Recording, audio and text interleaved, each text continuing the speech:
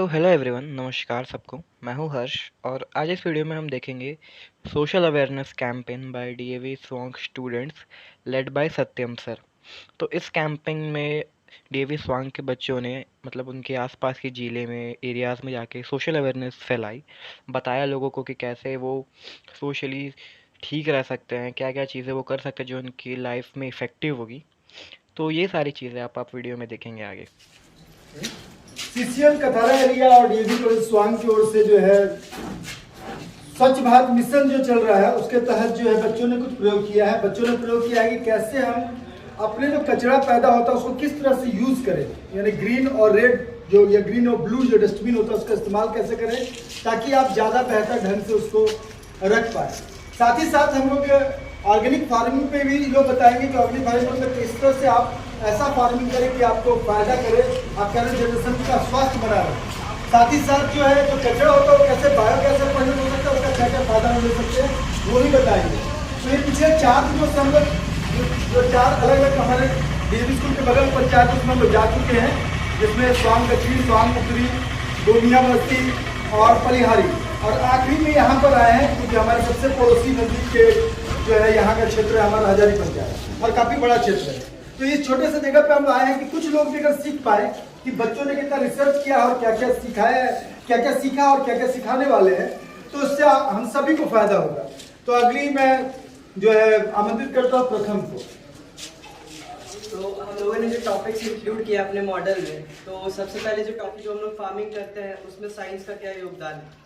तो देखिए, अगर हम लोग रेन वाटर हार्वेस्टिंग के थ्रू कहीं से भी पानी कलेक्ट कर लेते हैं तो उसका यूज़ हम लोग अपने फार्म्स में कर सकते हैं। तो फार्म्स में यूज़ करने का तरीका कुछ ऐसा दिखेगा। इसमें क्या कर सकते हैं, इसका नाम है फरो बेड्स। फरो बेड्स ऐसा होता है कि आप लोग जो सॉइल जो होता है उसको थोड़ा सा ऊपर नीचे कर लीजिए। जो ऊपर रहेगा वहाँ पे आपका मेन क्रॉप रहेगा और जहाँ पे नीचे रहेगा उसमें से पानी का चैनल्स रहेगा। इसे क्या कर सकते हैं कि अगर आप लोग यहाँ पे पानी का इनफ्लो करते हैं तो सभी क्रॉप्स में पानी जो है बराबर जाएगा। तो इससे क्या कर सकते हैं, इसको बोला जाता है फरो चैनल। लास्ट में क्या करना, आपको एक ब्लॉकेज बनाना है जिसकी वजह से अगर आप चाहें तो अगर ज़्यादा पानी आ रहा है तो आप इसको हटा करके पानी के निकलने का रास्ता बना सकते हैं, ताकि हो सकता है कहीं ऐसा ना हो कि कहीं पे ज़्यादा पानी आ रहा है और कहीं पे पानी ही ना जा रहा हो। ऐसा करने से हम लोग वीड्स को भी बचा सकते हैं कि हाँ वीड्स जो है उसको हम लोग छाट सकते हैं। इससे क्या होता है कि जो रेन वाटर हार्वेस्टिंग उसका 36% बचत होता है। प्लस इसमें क्या है कि जो मॉडर्न एग्रीकल्चर है इसको बोला जाता है क्रॉप रोटेशन। क्रॉप रोटेशन यानी कि ये नहीं कि आप एक फसल उगा रहे हैं वो एक साल तक ही उगा रहे हैं, ऐसा नहीं है। आप कोई भी एक फसल लीजिए, उसको 4 से 5 महीने तक उगाइए और इंटरवल्स में उगाइए, क्योंकि ज़मीन को फर्टाइल होने में टाइम को फार्मिंग करना है, लेकिन इसके लिए हम लोग को पानी की आवश्यकता होती है। तो हम लोग रेन वाटर हार्वेस्टिंग के लिए कैसे कर सकते हैं वो आयुष बताएगा।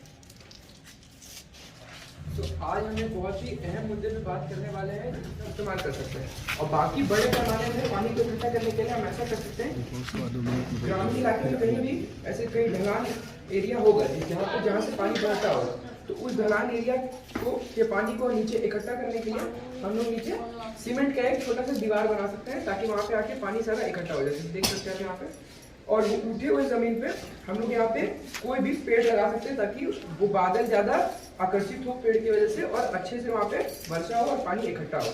यहाँ पे हम कोई भी अन्य पेड़ लगा सकते हैं, जैसे फलदार पेड़ लगा सकते हैं, ताकि उन फलों को बेच करके भी हमारा।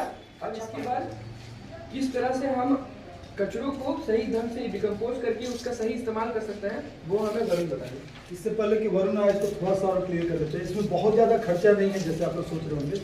हर एक गांव बस्ती में देखिए कोई ना कोई एक ढलान अपने आप नेचुरल रहता है। जहाँ नेचुरल ढलान है आपके बस्ती के बाहर जो निकल रहा है भाग, या आपके गांव के बाहर जो भाग निकल रहा है, उस घर में किस साइड है, उत्तर साइड, पूर्व साइड, किस साइड ज्यादा पानी बहता है। जिधर ज्यादा बहता है वहां पर थोड़ा सा नींव अंदर तक ले गए, थोड़ा सा दीवार उठा दिए, कितना ऊंचा भी उठा दिए हाँ लंबे जगह पर, तो देखिएगा तालाब टाइप का अपने आप बन जाएगा, क्योंकि बारिश का सब पानी इकट्ठा होने लगेगा। अब वहां जहाँ लगा दिए पानी, उसी के बाहर पेड़ लगाए तो पेड़ को अंदर पानी मिलते रहे। अब आता है वेस्ट मैनेजमेंट और गार्बेज स्टोरेज, जिसमें ग्रामीण क्षेत्रों लोग कहीं भी कूड़ा कचरा फेंक देते हैं, जैसे साग सब्जी, प्लास्टिक। इससे अच्छा आप लोग उसको 2 डस्टबिन आता है, एक बायोडिग्रेडेबल होता है, एक नॉन बायोडिग्रेडेबल होता है। बायोडिग्रेडेबल मतलब जो ग्रीन कलर का होता है, इसमें देख सकते हैं, और नॉन बायोडिग्रेडेबल जो ब्लू कलर का होता है, जिसमें आप बायोडिग्रेडेबल में आप साग सब्जी डाल सकते हैं, पेड़ का कुछ अंश डाल सकते हैं इसमें भी जो वेस्ट कर रहे हैं आप लोग, और जो नॉन बायोडिग्रेडेबल में होता है जिसमें आप कुछ वेस्ट मतलब प्लास्टिक डाल सकते हैं। स्टार्ट के थोड़ा सा सिंपल कर दे इसको। जितना चीज खाने वाला चीज, जितना भी खाने वाला चीज उपयोग करते हैं, साग सब्जी हो, फल फूल हो, मीट मुर्गा हो, कुछ भी हो जो खाने में यूज कर रहे हैं आप, वो सारा बायोडिग्रेडेबल है। और जो लोग खा नहीं सकते हैं वो नॉन बायोडिग्रेडेबल है। जैसे प्लास्टिक, वो जानवर भी खा के बीमार पड़ता है, मर भी जाता है, कुछ जानवर अंदर फंस जाता है प्लास्टिक।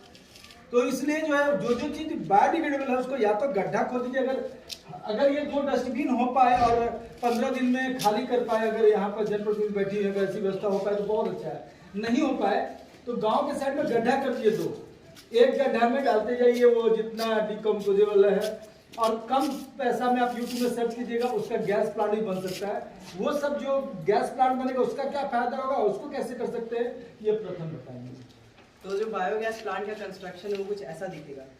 इसमें क्या होता है कि इसमें 3 चेम्बर्स होते हैं। जो पहला चेम्बर और जो लास्ट का चेम्बर होता है वो ज़मीन के ऊपर होता है। जो तीसरा चेम्बर, जो मेन चेम्बर है, वो ज़मीन के नीचे होता है।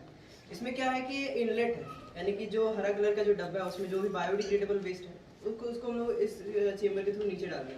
अब यहाँ पे क्या है कि जो कचरा इकट्ठा हुआ है इसमें बायोडिग्रेडेबल वेस्ट हो जाता है। अब देखिए अब इसमें एक और क्लियर करते हैं। जैसे यहाँ पर जो कचरा भर गया, इसका जब गैस भी निकल गया तो पूरा सड़ गया है।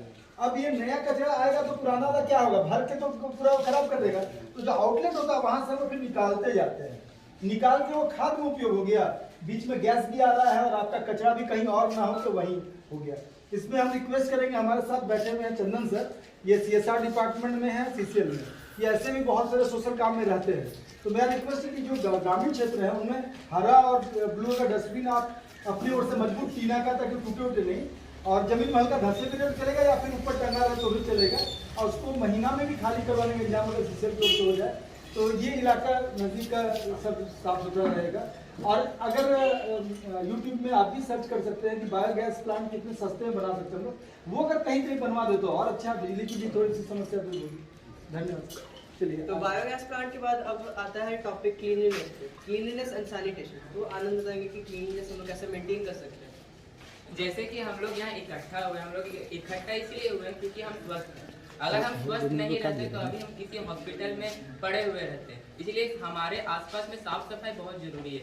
जैसे कि हम देखते हैं कि गांव के जो लोग हैं वो अपने द्वार अपने घर के आसपास साफ रखते हैं, पर अगर घर के द्वार के आगे कुछ गंदगी तो उसको छूते भी नहीं है। तो इसीलिए हमें अपने आसपास भी साफ रखना चाहिए अपने घर के अलावा। इसीलिए जैसे कि अगर हम इन्फेक्शन होने का बहुत ज़्यादा चांसेस है, ताकि और बहुत ज़्यादा बीमारी हो सकती है। इसीलिए हम यहाँ पे ग्लव ब्रश यूज़ करते हैं, मतलब कि वो इतना बड़ा कुछ ब्रश होता है, उसमें रेशे निकले हुए रहते हैं। अगर हम उसे साफ करेंगे तो उसकी चमड़ी भी साफ हो जाएगी और हमें कोई इन्फेक्शन भी नहीं होगा। देखिए कुछ इस प्रकार का रहता है, देख सकते हैं, ठीक है। और जो प्रथम ने बताया कि जो बायोगैस प्लांट का जो वेस्ट है वो अगर हम खाद में डालें तो नेचुरली रूप से ग्रो करेगा प्लांट। जैसे कि अगर हम आजकल के किसानों का बात करें तो किसान आजकल फसल को बढ़ाने के लिए सल्फेट का बहुत ज़्यादा प्रयोग करते हैं।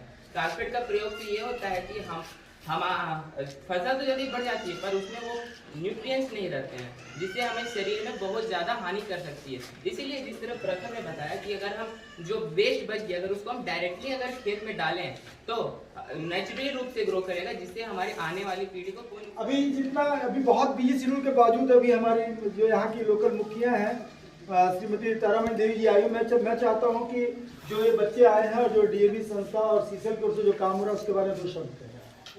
पटोली के दुर्गा मंदिर में जो उपस्थित जितने भी हैं वो सबको हार्दिक अभिनंदन। तो आज जो बच्चों बता रहे हैं कि एक पखवाड़ा का, एक साफ सफाई का है, स्वच्छता अभियान का इन लोग चला रहे हैं। और दूसरी बात ये है, शोट में हमने एक तो क्या करेगा अपने भाषा में ना तोड़कर भाषा में हमें कोई कि हमें घर का कचरा जैसे भले कि हमें आलू के छिलका, बैंगन के छिलका, कद्दू के छिलका हमने क्या करे लेके गटर में फेंक देंगे। तो आज ये सबके बतावे का मकसद ये है कि बाल्टी में अगर डाल देला, बारी झाड़ी है तो हमके बारी है तो वो जो छिलका जब बचल कुचल बासी उसी मर सबके हमने लेके बाहर में फेंक दे तो वो चीज के अपन बारी में वो चीज के अथी करा यूज करा। और रहल प्लास्टिक का तो ओकर कहल है एक सूखा कचरा, बाल्टी में भर के सूखा कचरा कर दिया, प्लास्टिक भर कर प्लास्टिक के आज सरकार ओकर ले भी व्यवस्था करके रखले है कि ओकरा प्लास्टिक में भर के रखा धीरे धीरे एक भी व्यवस्था है कि वो आए के दिन थोड़ा प्लास्टिक के लेके चल जीते ताकि थोड़ी खेती गौमूत्र के एक ऐसा औषधि है, हमें नहीं जानू इससे कुछ नहीं करो।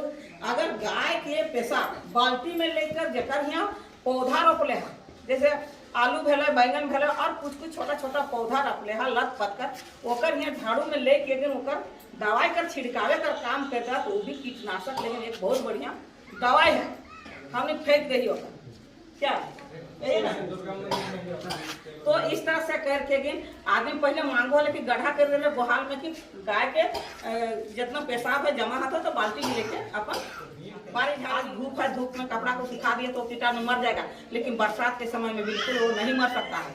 तो हम लोग उस सब का भी ध्यान रखेंगे। बहुत सारा उधर मैदान है, वहाँ पर करेंगे। गड्ढा तो यहाँ होता नहीं है कि जाकर गड्ढा खोल के डाल दिया जाए, जाके खुले मैदान फेंकते हैं, ये चीज ना करें तो हम लोगों के लिए बहुत बढ़िया है, बहुत बढ़िया। हम लोग अपना शरीर के लिए, अपना स्वस्थ रहने के लिए हम लोग उस सड़ता है, वो बदबू आता है, हमारा गाँव में घुस जाता है, हम लोग सांस उसी को लेते हैं और हम लोग बार बार हम लोग का तबियत खराब हो जाता है।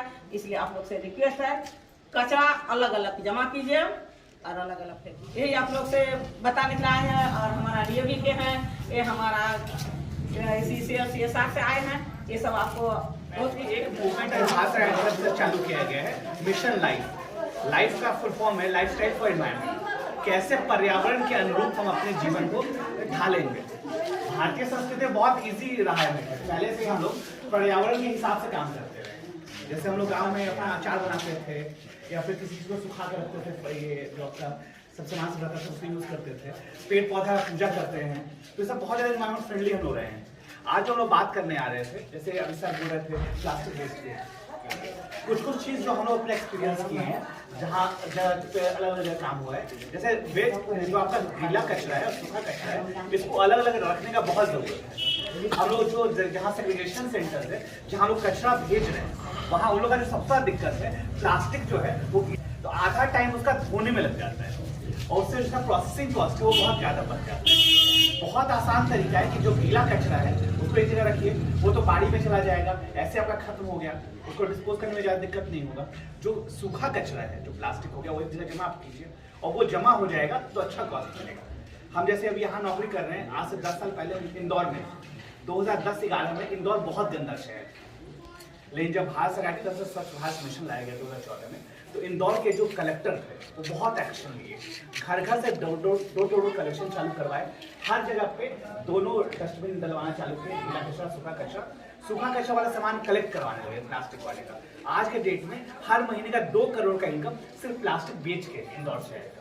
और 2015 से लेकर आज तक हर साल देश का सबसे साफ शहर का अवार्ड इंदौर को मिल रहा है, सिर्फ इसके कारण। तो जो जरूरत है वो है सबको जागरूक होने का। अगर आप तो सबको जागरूक रहिएगा तभी। इसके अलावा क्या है, जब प्लास्टिक हम लोग बात किए, प्लास्टिक का जो दिक्कत है वो उसके डिस्पोजल का पूरा सप्लाई चेन समझने की जरूरत है। जो चीज में नुकसान है उसका फायदा भी है। जैसे अभी आज मैडम से बात हो रही थी, जब लास्ट में मैडम से बात हो रही थी, मैडम बोली कि सिविल में बहुत से काम हो रहा है, हम लोग चाहते हैं कि रोजगार वाला कुछ काम। तो एक संस्था है सिपेट करके, central institute of plastic engineering and technology, madam से जो बात हुआ था तो हम लोग बहुत से संस्था से बात की कि क्या क्या ट्रेनिंग करवा सकते हैं। तो सिपेट करके रांची में काजू बागान के पास एक जगह है, वहाँ 80 बच्चों का ट्रेनिंग करने के लिए वो लोग तैयार हो गए। एक बच्चे पे लगभग हम लोग 2 लाख का ट्रेनिंग करना। तो मैडम से बस संपर्क कीजिएगा, मैडम को फॉर्म भेज देंगे, आप लोग भर के जमा करवा दीजिए। और इसके अलावा तो बस सफाई जैसे यहाँ पे दिख रहा है, ऐसे पूरे गली में मेंटेन करके रखना है हम लोग को। थोड़ा सा ये जो है गंदगी होती है तो थोड़ा सा मेंटेन करने की जरूरत है। और चलिए मैडम आपका धन्यवाद, सर आपका धन्यवाद। जो लोग यहाँ हमें सबका धन्यवाद इसलिए क्योंकि उल्टे से काम के लोग तुरंत आ जाते हैं सुनने के लिए, कुछ अगर गाली गलौज मारपीट हुआ तो लोग भूल जाते हैं। चलिए अच्छी चीज के लिए लोग आते हैं और सुनते हैं, ये अच्छी बात है। और सभी जो लोग आए हुए हैं सभी को बहुत बहुत धन्यवाद कि सब लोग आए और समय दिए हम लोग को। बहुत धन्यवाद।